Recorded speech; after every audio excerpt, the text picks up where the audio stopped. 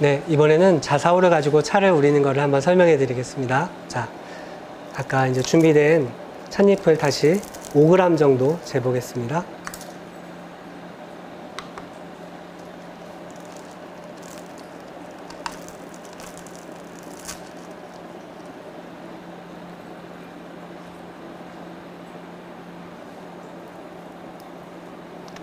네, 5g 정도를 준비해 주시고, 자, 이거를 이제 자사오에 넣기 전에요. 개완처럼 뜨거운 물을 이용해서 전체 다기들을 한번 이렇게 따뜻하게 데펴 주겠습니다.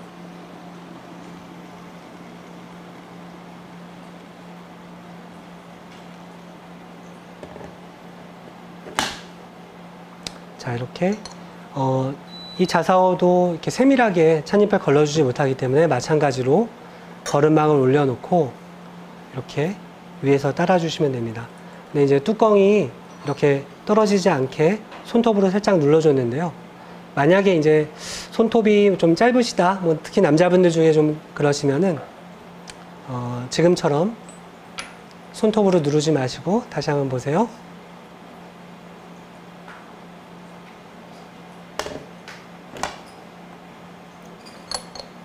이렇게 잔 집게로 위에 뚜껑을 살짝 잡아주시고 이렇게 따라주셔도 됩니다.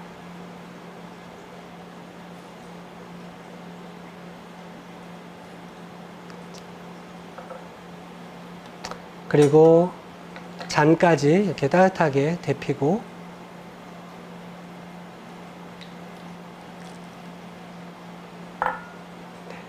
그리고 이제 여기다가 준비된 찻잎을 넣겠습니다. 잔집게를 이용해서 이렇게 잡아갖고 넣으셔도 됩니다.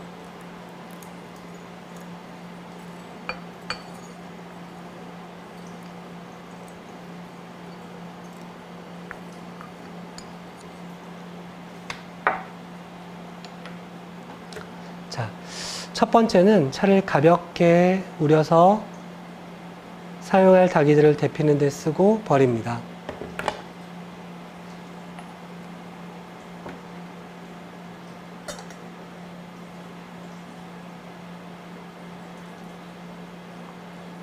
자사오를 우리면서 자사오에 대해서 조금 부연 설명을 좀 해드리면은요. 제가 이 자사오를 설명할 때 자사오는 이 다기업계의 뭐 히토리와 같은 존재다라는 말을 쓰는데요.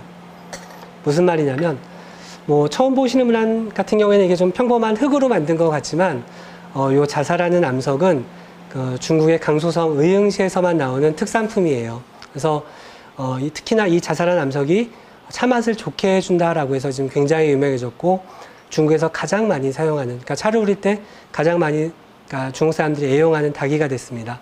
근데 이건 원래 재질이 암석이었기 때문에, 단단하기 때문에, 흙처럼 유약을 바를 필요가 없지만, 그렇기 때문에 이 차 맛이 유약이 안 발라져 있기 때문에 차의 맛과 향이 여기 스며들어요. 그래서 일반적으로 자사오는 1차 1호라고 해서 한 자사오에 한 가지 차만 우리는 걸 권한다라고 얘기하죠. 왜냐하면은 그 차 맛이 계속 이 자사 안에 스며들기 때문에 다른 차를 마시게 되면은 차 맛이 좀 섞이게 됩니다. 그래서 이제 그런 1차 1호를 좀 많이 권해드리기도 합니다.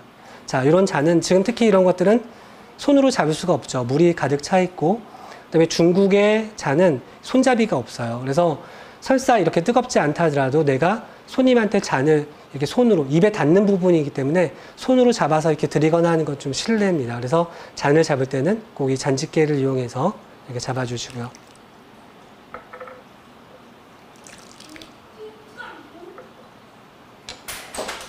그리고 이렇게 첫 번째 잔은 마실 게 아니니까 좀 가득 따라 주셔도 괜찮습니다. 이렇게 하시고, 자, 두 번째 잔부터 이제 우려 드시면 되고요. 우리는 시간은 뭐 개인의 기호에 따라 다르고 또 내가 사용한 다기의 크기 또는 투차량, 차를 얼만큼 넣느냐에 따라 다 다르지만 일반적으로 한국에서는 150cc 전후의 자사오를 제일 많이 사용하고요. 그럴 경우에 일반적으로 한 5g 정도를 넣는 게 적당하지 않을까 싶습니다. 자, 똑같이 거름망 올려주시고 살짝 손톱으로 뚜껑 누르시고 이렇게 따라주시면 됩니다.